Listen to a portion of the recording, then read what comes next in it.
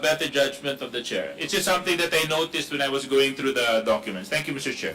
Mr. Chairman. DSJJ. Mr. Chairman. Yes, Congressman Fernandez. Well, dapat hindi na po ako magsasalita about this because he mentioned our name in the affidavit that he testified in the Senate. And accordingly, when I saw the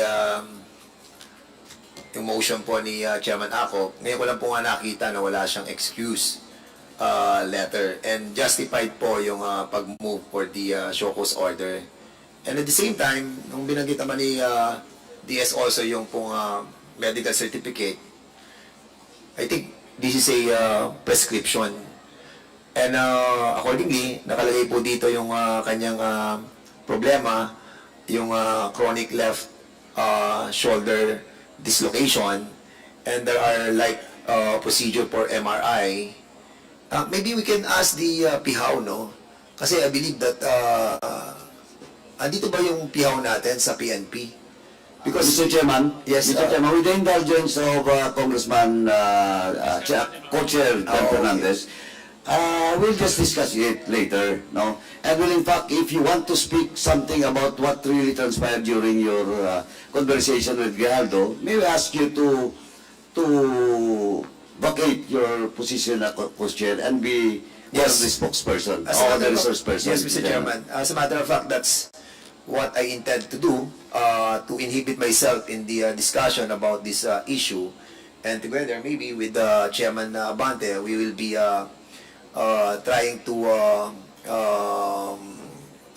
relieve temporarily our chairmanship in order to discuss this in transparent and impartial and honest investigation on this matter, because this pertains to the integrity of this QUADCOM, and we don't want that this QUADCOM be deluged with so many bad comments about what Chairman Abante and this representation have done in order to ferret the truth about the conformity of Colonel Grejaldo. Unfortunately, he's not here right now, and he is sick, and that saddened us as well, because we wanted really the members to ask him about what really happened, if there was really indeed a coercion and harassment that was done by Chairman Abante and myself. Thank you, Mr. Chairman. And with that, if we will be discussing our issue with Colonel Grejaldo already, this representation on I will be yielding my position as a chairman of this committee. Mr. Chair. Thank you, Congressman And Fernandez. also be subjected to the procedure of a resource person. If indeed we need to be subjected to the procedure being undertaken by this committee. Okay, that's noted, Congressman Mr. Chair. Fernandez. Before that, Congressman Adjong, let me ask if Congressman Paduano is already done with your... Not yet, Mr. Chairman. This will be the last invitees. Just a matter of... With the indulgence of Congressman Paduano.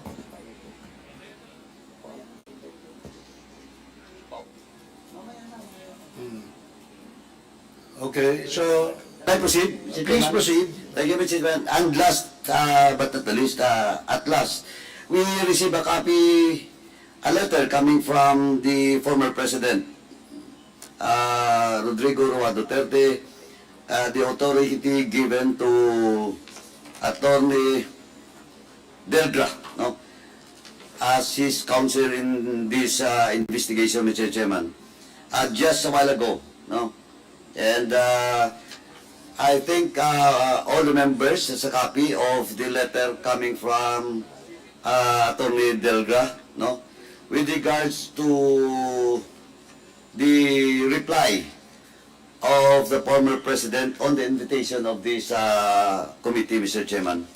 So I give the floor to Mr. Chair.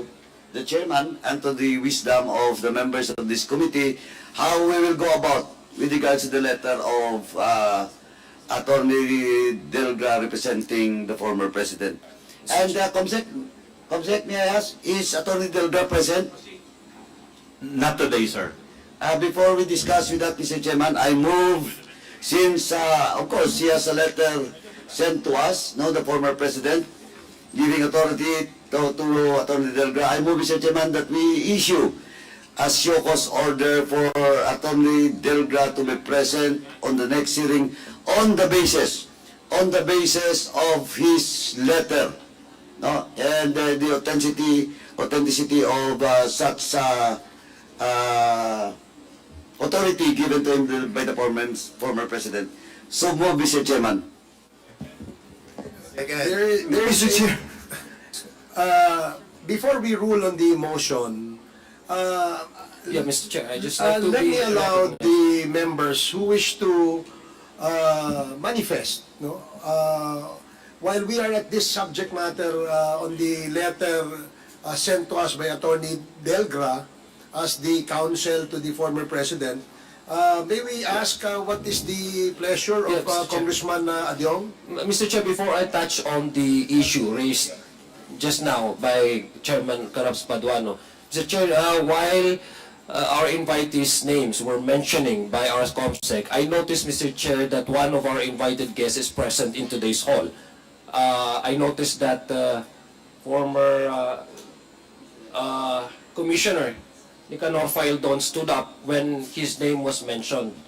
And just to be fair to our guests who are present today, may I humbly request, Mr. Chair, that our COMSEC assist our guest to his seat, because I believe I saw his name tag, nameplate on the table, so he will be seated properly at the table, Mr. Chair. So may I request former Commissioner Nicanor Faildon to proceed to the table to his assigned seat, and direct our Secretary to please assist him. Okay, thank you. Paige, can you please assist former Commissioner Faildon to his seat? Mr. Chair, may I proceed? Mr. Chair. On the matters of the letter of Delgra, Mr. Chair. Yes, please. Please proceed. Yeah, Mr. Chair, I believe, Mr. Chair, that the letter that was sent to this committee is about the reasons why the former president opted not to attend this committee hearing. As we all know, Mr. Chair, previous days ago, he attended the Senate inquiry on the same subject matter, Mr. Chair. I would just like to be enlightened as to how do we go about with the standing invitation to our resource persons. I understand, Mr. Chair, that the committee, this Quad committee, has been so lenient to the former president and to some individuals. And I agree with the leniency we have extended to the former president, according to him, being a former president and being a former head of state, Mr. Chair. Unfortunately, some of the guests here who were not present, sent us a letter, an excuse letter, specifying medical reasons.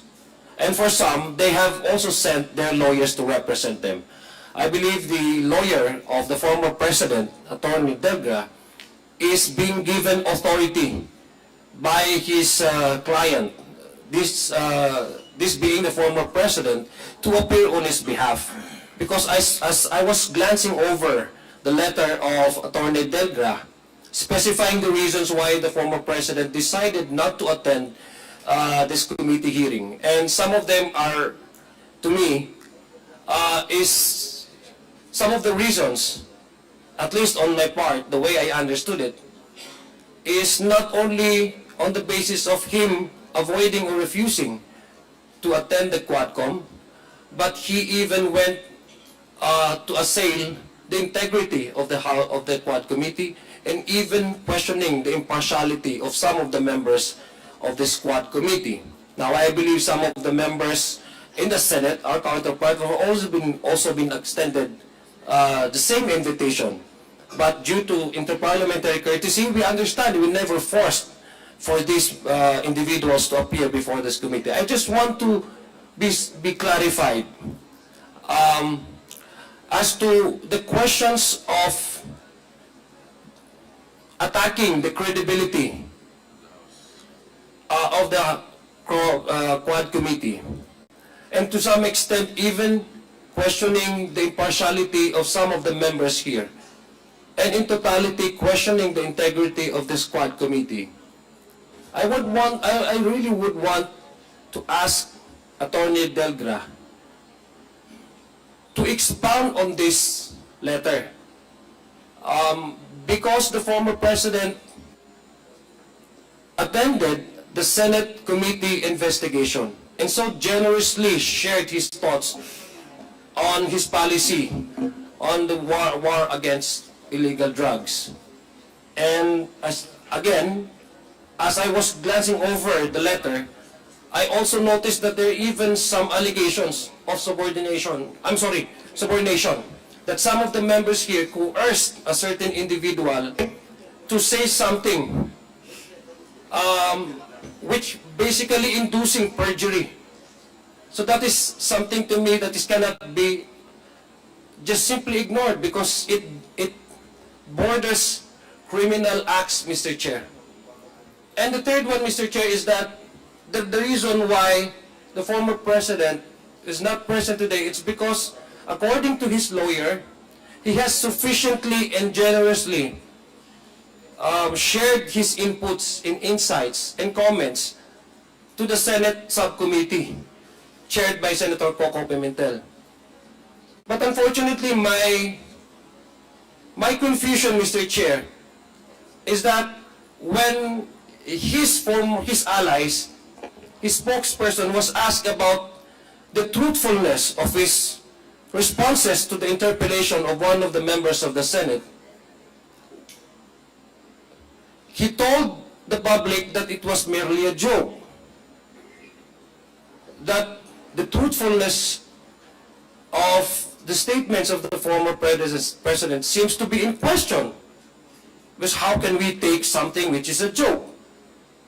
So it makes me, it's difficult for me, Mr. Chair, to just simply take as it is at face value the transcript from the Senate, when we do not even know which part of his statements is a joke and which part of his statement is real and true.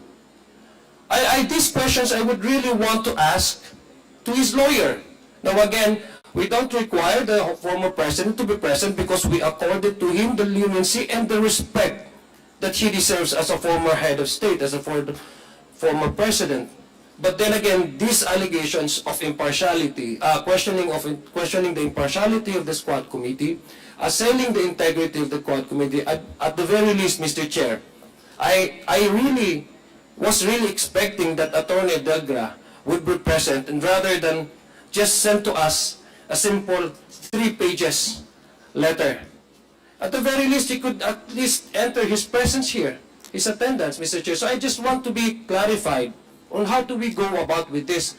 Kasi una-una, Mr. Chair, parang, look at all our invitees here, Mr. Chair.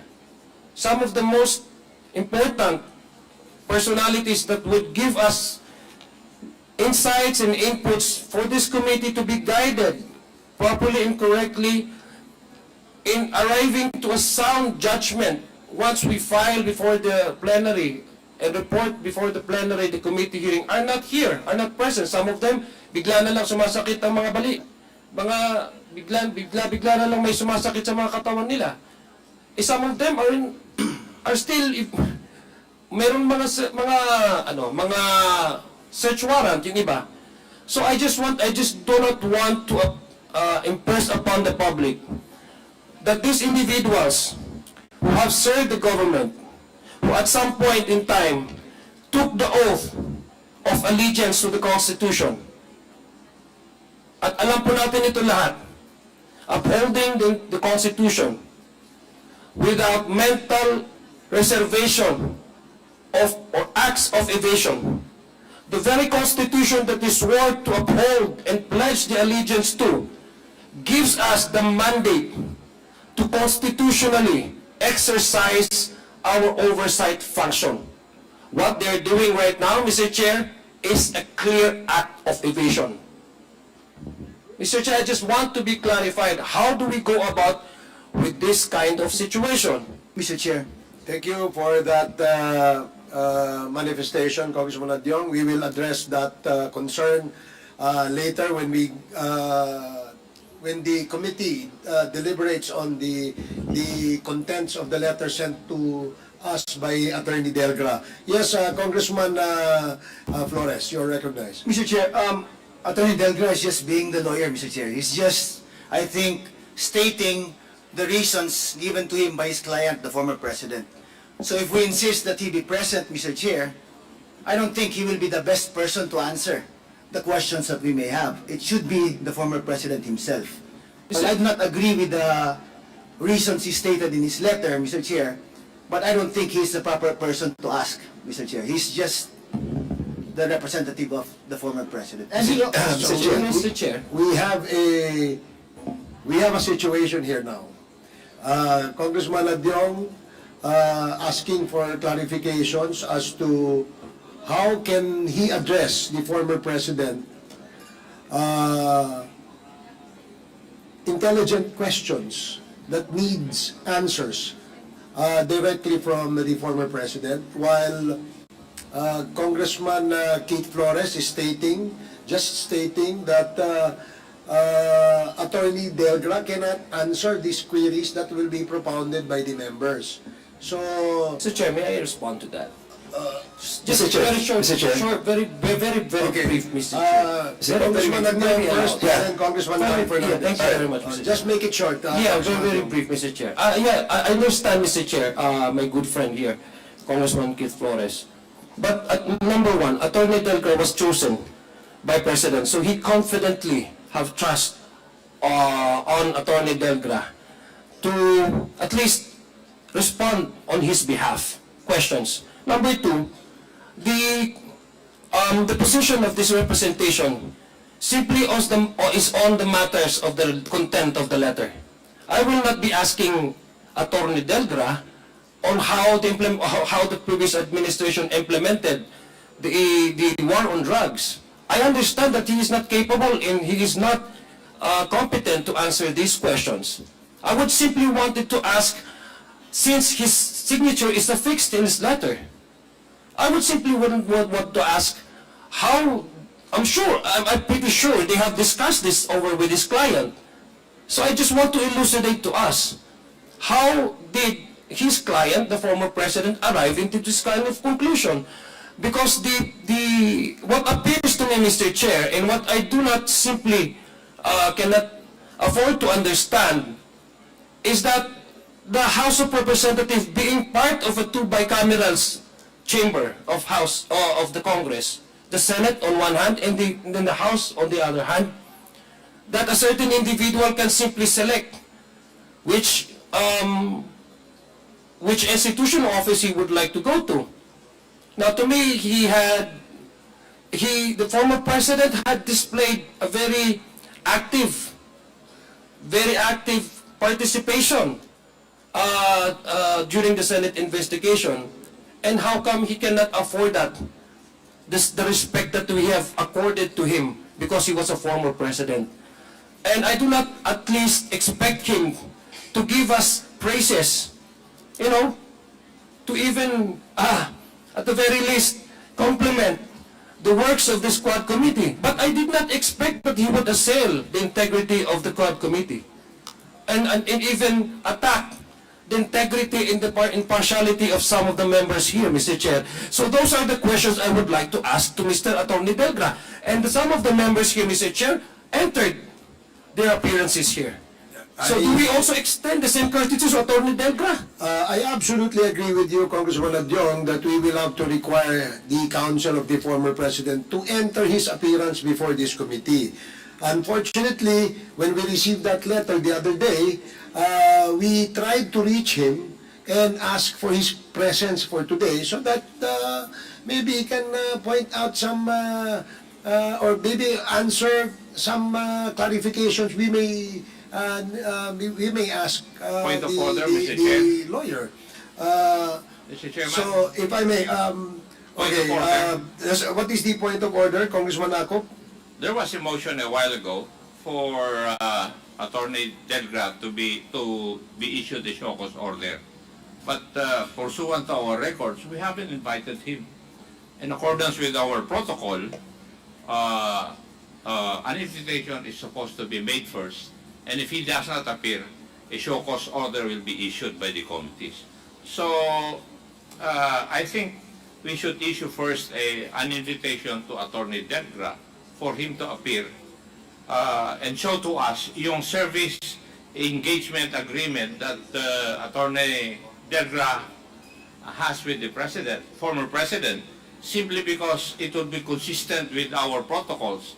In the case of Michael Yang, Attorney Raymond Fortun was asked to produce yung agreement po nila ni Mr. Michael Yang at saka si Attorney Fortun. So, Mr. Chair, to be consistent with our protocols, I move that we issue an invitation to Attorney Delgra rather than issuing a show cause order.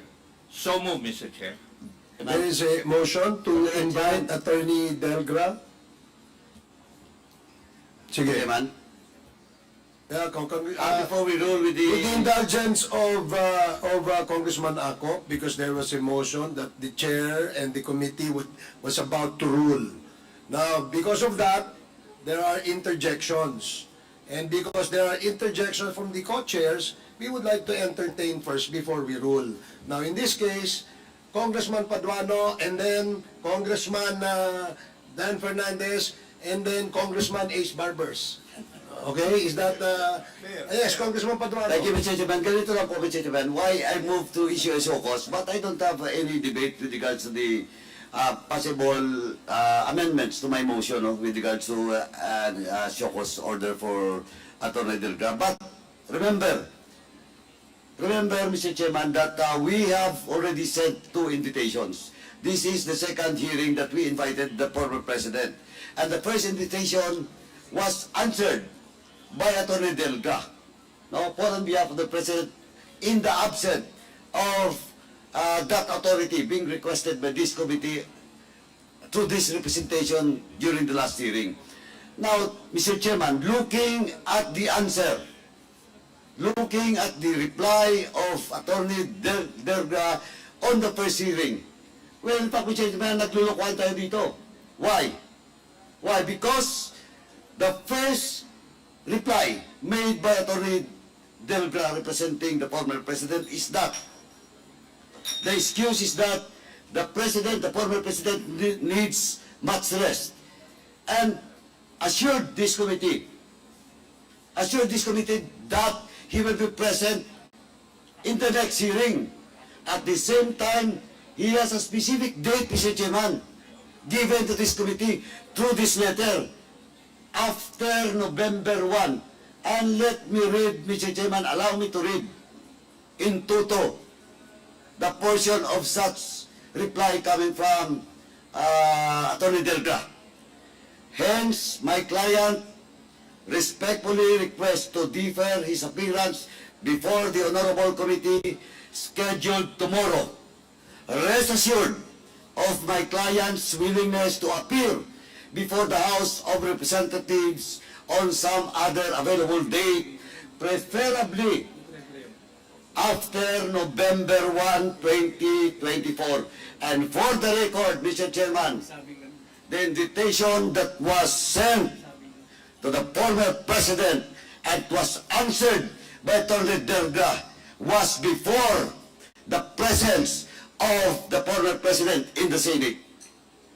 And he has promised us, this committee, through his letter, that after November 1, he will be present in today's hearing. Ano to? Naglulukuhan tayo dito? Well, in fact, I will not discuss and argue with our colleague, Congressman Kit Flores, with regards to the content of this second letter. But, malinaw po, Mr. Chairman, na naglulukuhan tayo dito. Naglulukuhan tayo dito because the first letter promised us that he will be present after November 1. Kung hindi tayo naglulukuhan dito, ay ano? Natatakot siya? Na pumunta dito? Ay, sabi, Mr. Chairman, that's why my first motion was to issue a show cause order for Attorney Delga to answer both letters. And, Mr. Chairman, and I would like to reiterate once again that we should invite again the former President to to be present in the next hearing. Mr. Chairman. Thank you, Mr. Chairman. Thank you, Congressman Mr. Chair. Paduano. Mr. Chair. As I promised, Congressman Fernandez, and then we will rule on the motion. Okay. Mr. Chairman, Congressman Ako. Mr. Chairman, there are 3 reasons mentioned by Attorney Delgra in consultation with the former President para hindi po siya umattend ng ating pong hearing. First, binanggit po niya yung pangalan ko at binanggit niya yung pangalan ni Chairman Abante. Nag-prejudge na po kami doon sa mga binanggit niya po doon sa Senado and citing some provision of Republic Act 9851, particularly Section 6 on the willful killing. And with this, Mr. Chairman, we are being accused that nabahidan ng prejudgment yung mga issue that he mentioned. With that, Mr. Chairman, para lang po mawala na tong issue to. Again, Mr. Chairman, I'm willing, this representation is willing to inhibit myself in asking questions with regards to this willful killing. And I hope that my co-chair here, Chairman Abante, will do the same in relation to the first issue that the former President, with consultation of his lawyer, cited in this letter. Secondly, that's the reason why we asked the presence of Colonel Grejaldo to be here. Because he accused us of coercion and harassment and threats. And that's the reason why we are questioning, yung mga medical certificate that he submitted to this Congress. We wanted that the integrity of this QUADCOM will be cleared eventually. And with that, Mr. Chairman, eradicating the coercion and harassment and the threats that he accused us, then the reason for the President not to attend on this QUADCOM will be eliminated. Thirdly, Mr. Chairman, the only last reason that he mentioned in this letter is all the questions were already answered in the Senate. And that is not true. Because we have a lot of 20,000 questions that we wanted to ask him. And with this, Mr. Chairman, yung pong reason niya for not to be here is not acceptable. So, Mr. Chairman, I believe that my position, in trying to inhibit ourselves, in this investigation pertaining to the number one issue that he mentioned, and also with the issue of Colonel Grejaldo, we will comply with the mandate of this QUADCOM to inhibit ourselves and be a part of the resource persons that will be questioned by the members of this QUADCOM. Thank you, Mr. Chairman. Thank you, Congressman Dan Fernandez. Now, Congressman Ace Barbers. There was a motion earlier that the committee invite Attorney Mr. Chairman, you are recognized. Thank you. That Attorney Delgra, being the counsel of the former president, be invited in the next hearing, and we direct the committee secretariat to take note of that and send the invite in the next QUADCOM hearing to Attorney Delgra. Any second? Duly seconded. Any objections? I object, Mr. Chair. May I know what is the objection of We Congressman? will get nothing from him, Mr. Chair. He always just gonna say is that is what my client said. So that's the end of it. Mr. Chair. 1 minute suspension.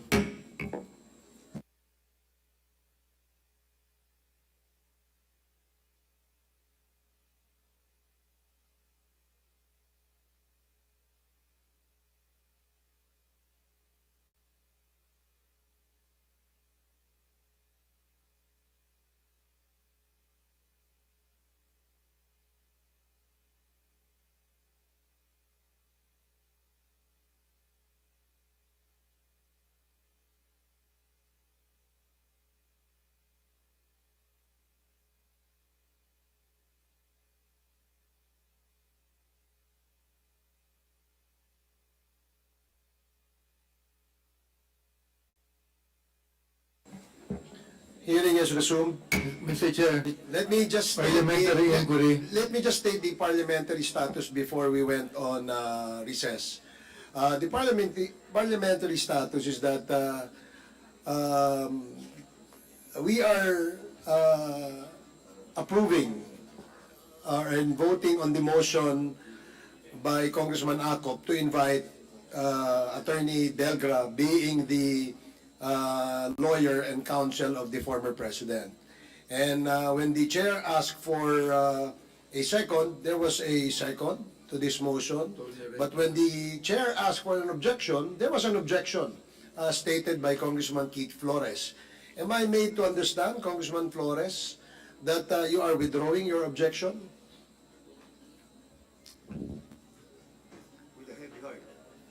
Yes, Mr. Chair, I'll withdraw my objection if Attorney Delgra will enter his appearance. But as far as the questions that we want to ask of him, Mr. Chair, I'll reiterate my position, Mr. Chair. Okay, that is noted. Thank you. Since the objections of the objection of Congressman Flores has been withdrawn, then the chair will rule that the motion is approved. Yes, Congressman Adyong, for Yeah, your before, I manifestation. guess we have already ruled on the motion to Invite. Invite. That's yeah. correct. Just to put context, Mr. Chair, of the manifestation of this humble representation. Mr. Chair, the reason why I wanted Attorney Delga to be present, in fact today, and not pass dun sa next meeting is, I agree with Congressman Keith Flores that he is not competent to answer questions pertaining to the implementation of illegal war on drugs. But just to be honest, Mr. Chair, I don't think the former president will ever attend the Quad Committee hearing. I'm sorry to say that. Okay. I really have a strong feeling that he will never attend the Quad Committee. And since Attorney Delgra is his lawyer, I would wanted to ask him about the content of his letter. I'm sure he's a capable lawyer and competent enough to elucidate to this representation, being a non-lawyer, what does he mean by subornation? Because Yes, that's one of the allegations. Number two, Mr. Chair, I also wanted to ask Attorney Delgra, which part of the testimony of his client in the Senate during the committee hearing, which portion of it is joke and which portion of it is true? Because he's trying to provide us, for advising us to just simply request the transcript from the Senate. Mr. Chair, I have no problem if individuals want to, make other people's laugh all the time. I have no trouble with that. If you want to turn yourselves as clowns, that's your business, that's your concern. But not at the expense of serious issues.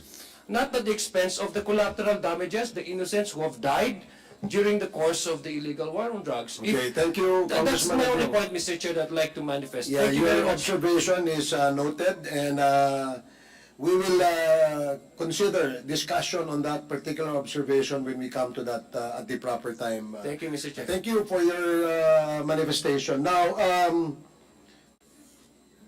marami po kasi tayong naimbita at dalawa po yung ating topic ngayon, no? Yung EJK at saka yung ating drugs. No? And we will proceed first with the topic on the illegal drugs. So, may we ask the COMSEC first to please administer the oath of the resource persons we invited for the first time in this committee hearing. And then we will proceed with the hearing proper. COMSEC? Thank you, Mr. Chair. Those who are attending for the first time, please stand. And please raise your right hand for the oath. Do you swear to tell the truth, the whole truth, and nothing but the truth in this congressional inquiry? So help you God. Yes? Thank you. They all said yes, sir. The oath has been administered. Thank you. Okay, maraming salamat sa ating mga resource persons. Thank you, COMSEC. I have here a list of those people, of the members who wish to interpolate. But before that, there is a manifestation by Congressman Bordado. You are recognized. You're given 5 minutes. Yeah, thank you, Mr. Chairman.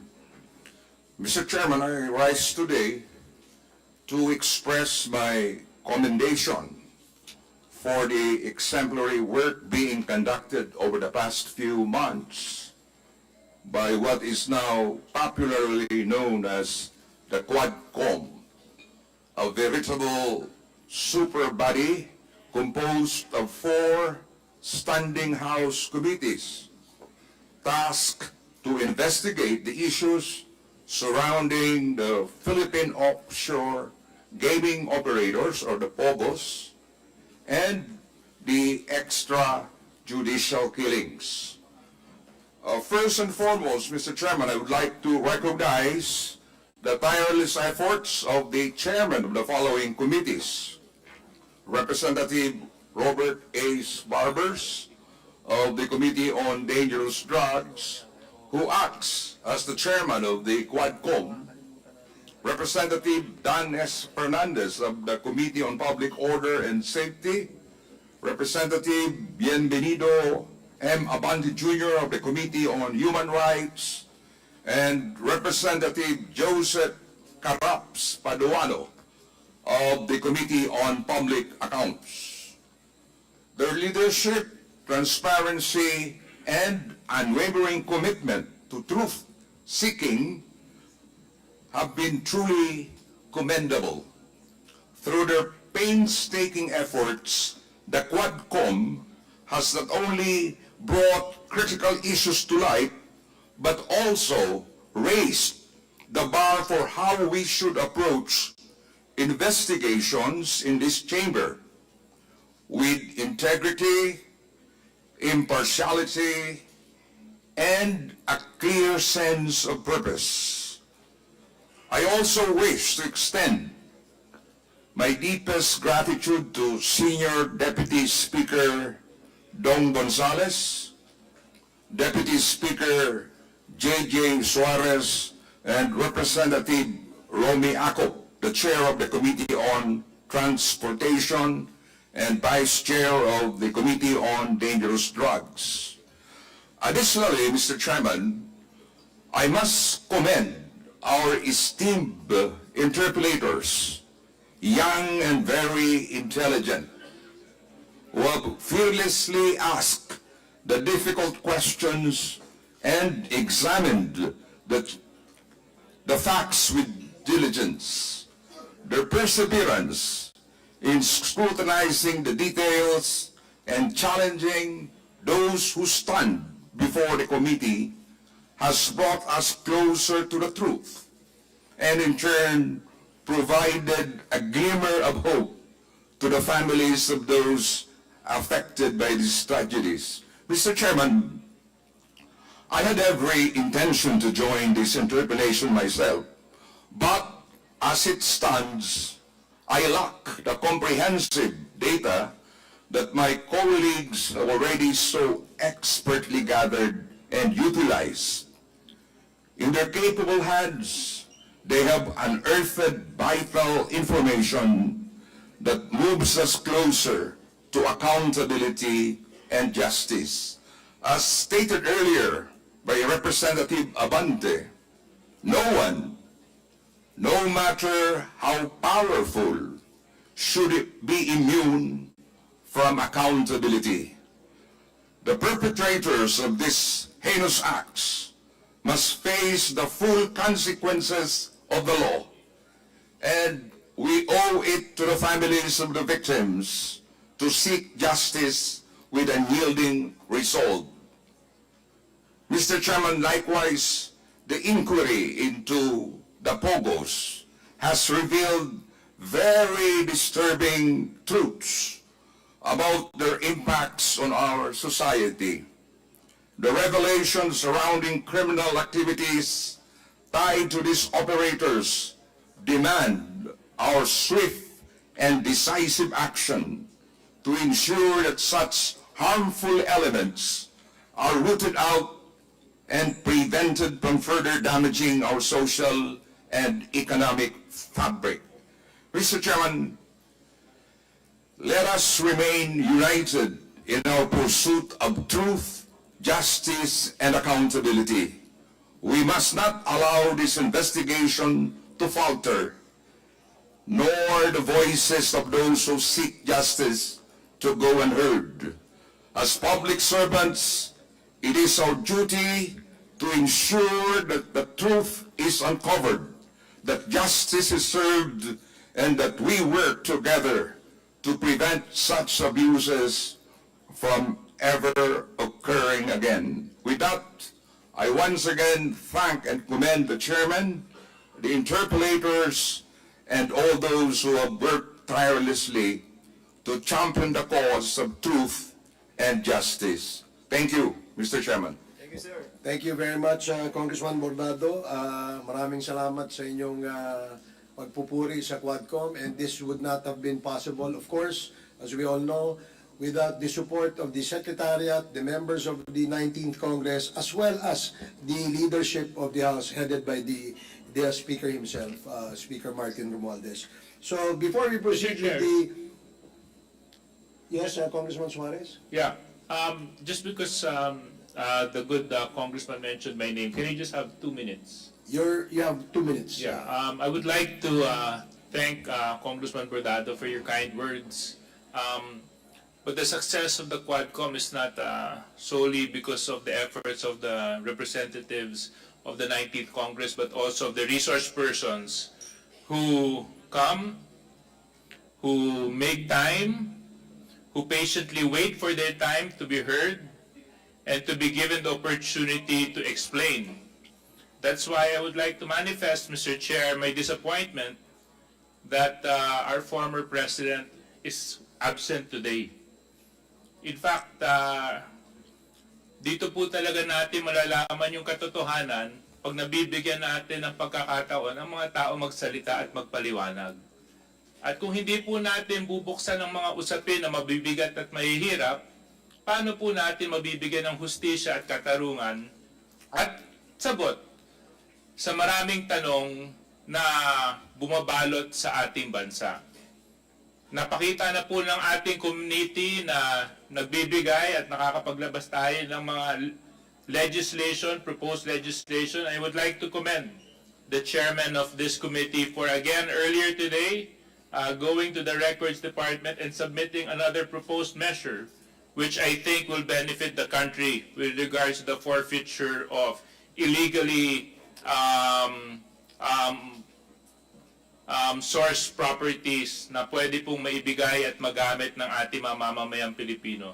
So muli, Congressman Bordado, nagpapasalamat po ako sa mga magagandang salita mo at sana magsilbing inspirasyon to para sa ating lahat na patuloy po natin ipaglaban ang katotohanan at hanapin po natin ang mga tamang solusyon sa mga totoong problema na hinaharap ng ating bansa. Maraming salamat, Mr. Chair.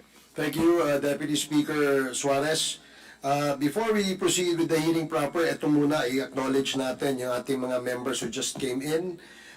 Congressman Ernesto Ernix Junicio Jr., Congressman Lordan Suwan, Congressman Patrick Michael Vargas, Congressman Jefferson Kong Hun, Congressman Salvador Plato, Congressman Joboy Aquino. Welcome and good morning po sa inyo. Now, we have on Zoom a former member of the Philippine National Police who was the, if I'm not mistaken, the deputy of the drug enforcement group, no, that operated on several illegal clandestine shabu laboratories and anti-illegal drug operations in the past, no? And I think he is now on Zoom. May we ask Colonel Asierto if you are present?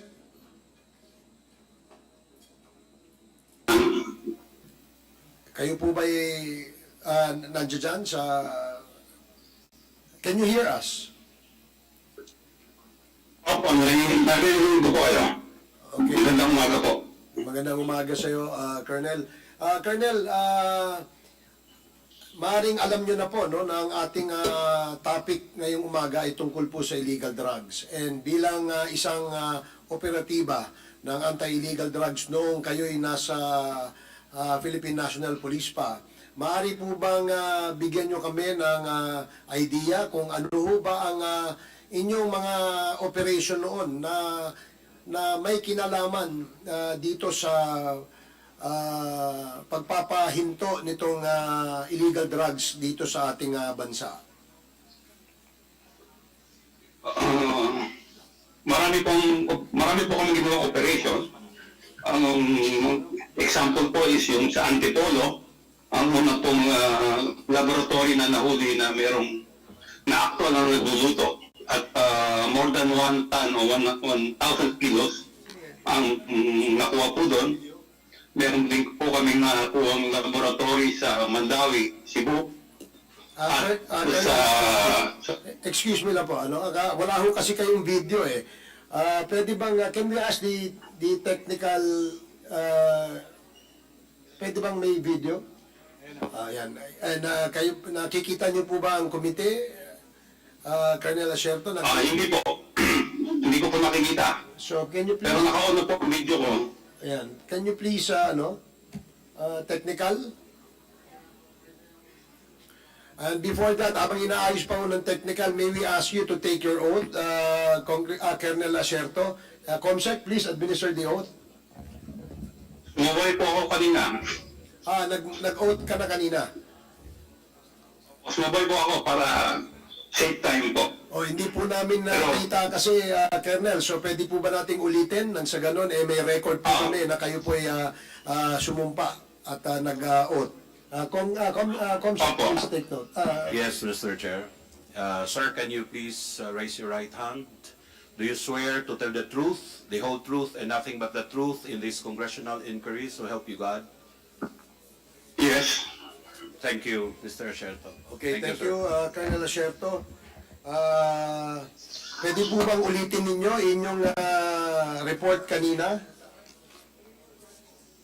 Banggitin ko lang po yung mga ibang, yung mga naalala ko mga operation namin. Una po yung San Tipolo, na unang pagkakataon na merong nahuling actual na naluluto sa loob ng Shabu Laboratory. At sobra 1,000 kilos ng shabu ang nakuha doon. Sumunod isang Mandawi, Cebu, na mga more than 16 yata na foreign nationals na nandun na mix. Meron Indonesian, Malaysian. Then yung famous na shabu, Tiangge sa Pasig. At ang isa pa ay ang sa Davao, sa Domoy, Davao City, na nabas namin ang Shabu Laboratory doon noong 2004, December 31 po. Yun lang po yung marami pa ako, kaya lang hindi ko na po maalala. Pero yun po yung mga significant na trabaho namin. O sige, maraming salamat po, Colonel Hector. Ang aming pong mga kasamaan dito ay gusto rin pong magtanong sa inyo. The first to interpellate is Congressman Benny Abante. You are recognized, Congressman Abante. Magandang umaga sa iyo at Colonel Hector. Magandang umaga po. Kayo po pala ay na-assign na sa iba't ibang PNP stations, ano po? Sa totoo po, ako po ay lagi naka-assign sa mga task forces. Hindi po ako na-assign sa station o sa probinsya. Lagi pong special unit yung aking pong assignment. At kayo po Anti-illegal drugs sa PAOP. At kayo po ay nasa ilalim ng sino pong opisyal, usually? Sa isa lang po ba kayo nasa ilalim ng opisyal o ilang opisyal lang kayo po ay nasa ilalim nila? Ang mga boss ko po ay yung mga director namin, director ng HOT o Task Force Commander, na sila General Agripa hanggat umabot kay General Bacalso, General Nick De Leon, General Kakdak. Then yung bandang huli na, ang pinakahuling boss ko po ay si Colonel Pero, si General Mijares. Yun po ang mga naging boss ko po. Alam po ba nila ang inyong involvement sa mga operasyon na ito? At alam po ba nila ang inyong mga in-expose recently? Involved po ba sila dyan o hindi po? Ako po, hindi man po ako nagtatrabaho ng kailan ng boss ko. Alam po nila lahat yon. Kung ang tinutukoy niyo po ay ay tungkol dun sa report na ginawa ko tungkol kay Michael Yang at kay Alan Lim. Alam po yan ng aking director during that time na si Director Miares.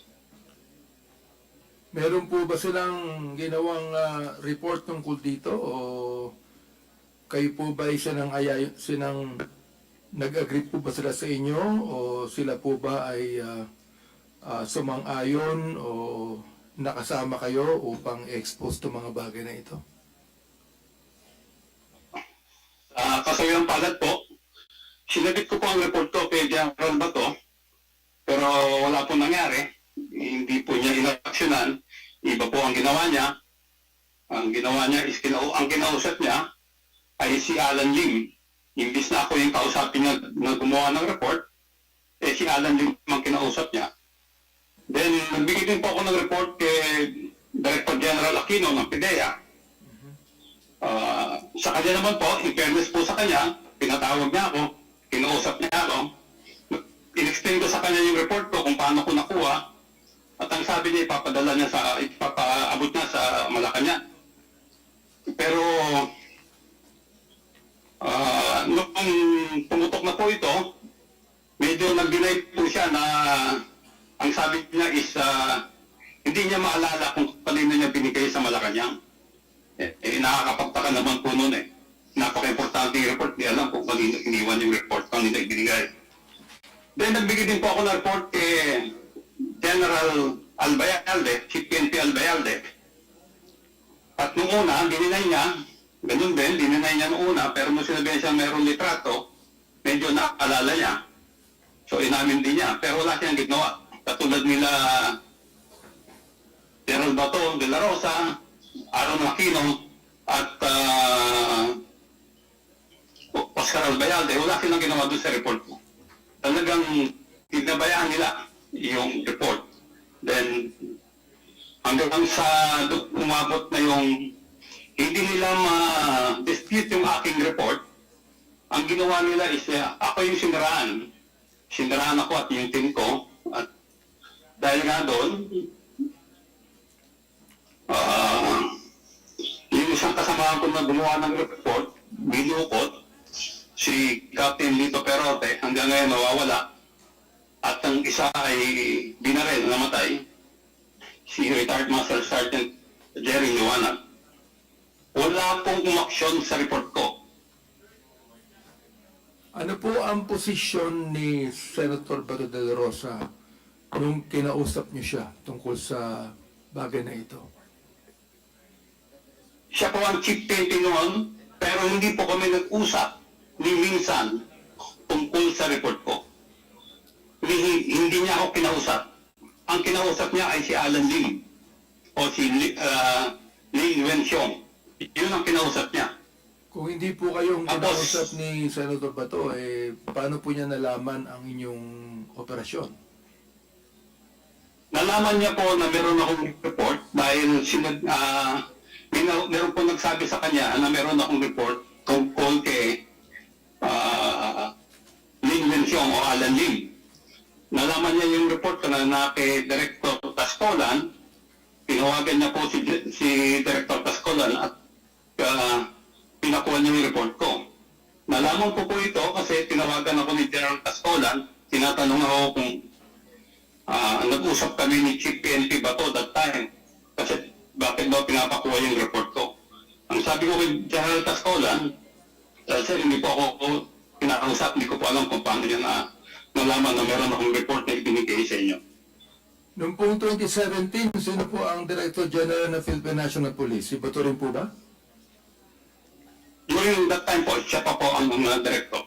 At kayo po'y gumawa ng isang Director General. report. Kayo po'y gumawa ng isang report noong 2017 na kung saan lumabas ang pangalan ng mga high profile na mga tao. Katulad ni Michael Yang at Alan Lim na kilalang parehong malapit kay dating Pangulong Duterte. Tama ho ba ito? Opo, actually meron pa isang pangalan po doon si Johnson Chua. Johnson Chua. Opo, ito pong report na ito ay naibigay po kay Senator Bato noong panahon niya. Opo, naibigay po sa kanya. Pero wala po siyang ginawa. Wala. Ang ginawa niya po ay, ang kinausap niya si Alan Lim. Then kinausap siya ni Michael Yang. Okay. Bakit po niya kinausap si Alan Lim? Palagay niyo?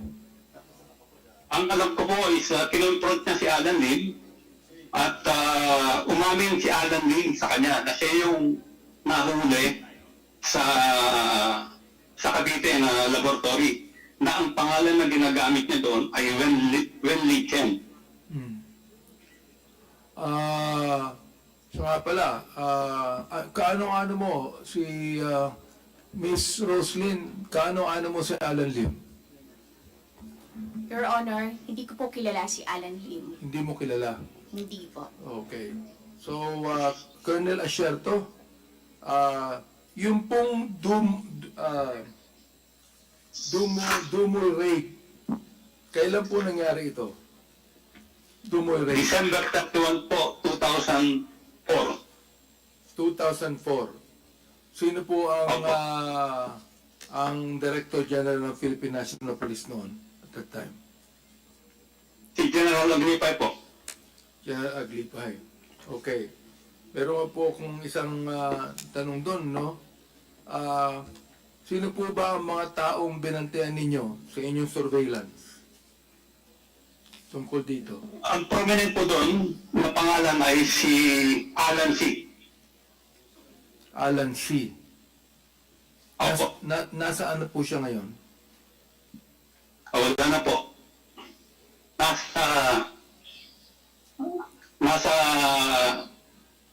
Nasa testimonya po ni Arturo Las Cañas kung ano yung nangyari kay Alan C. Okay, Colonel Asierto, pakibanggit nyo nga po sa amin sa QUADCOM kung ano ang koneksyon ni Michael Yang sa drugs at ang koneksyon ni Michael Yang sa dating Pangulo. Si Michael Yang po ay nung inimbisigahan po namin yung sa Domoy noong 2004, si Michael Yang po ay hindi namin nakikita. Kasi po ang participation niya ay nagsimula o yung aming surveillance is nagsimula noong October 2004. Pero ang participation ni Michael Yang, base doon sa informasyon na nakuha namin, is nagsimula siya noong August. Ang participation niya is siya yung tumanggap ng dalawang 40-footer container van na naglalaman ng mga saring-saring gamit ng mga chemicals at equipment at mga ibang produkto na ginamit sa pagtatayo ng laboratory sa Domoy at yung doon sa nahuli sa Cagayan de Oro. Yun ang participation ni Michael Yang sa Domoy. So, August siya nag-participate, pero during our surveillance ng October hanggang mabas namin noong December 31, hindi namin siya nakita.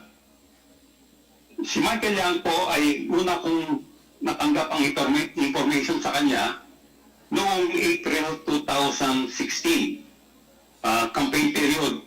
Ito po ay ipinakita sa akin ang litrato na magkatabi si Michael Yang, si then presidential candidate Rodrigo Roa Duterte at si Bongo na nasa loob ng isang pribadong eroplano.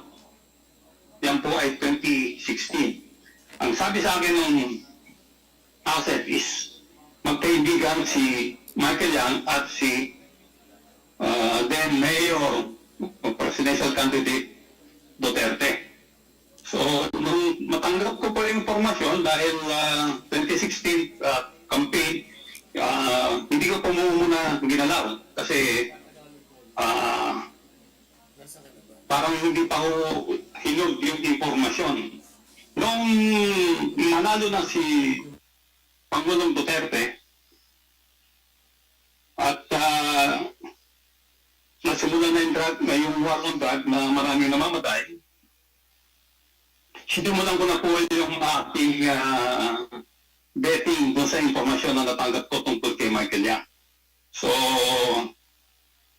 base dun sa dating na ginawa namin, meron kami nakausap na isang tao na meron ding involvement doon sa pagtatayo ng laboratory sa Dormoy noong 2004. Nagkataon na natagpuan siya ni then Captain Lito Perote. So kinausap namin siya sa Davao noong August 2017. Nag-meet kami doon.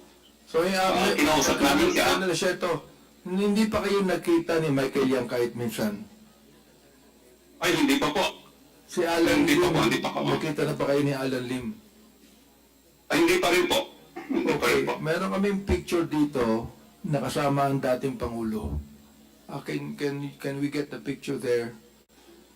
Na kinakausap niya si Michael Yang at si Alan Lim. So, ibig niyong sabihin, Colonel Hector, sa inyong investigasyon, na talagang nasisiguro nyo na may koneksyon ang dating Pangulo sa mga illegal na gawain ni Michael Yang at ni Alan Lim. Oo. Meron po ba? Sigurado po ako dahil po doon sa nangyari sa akin at nangyari doon sa mga kasamahan ko, very obvious po na siya yung nag-protect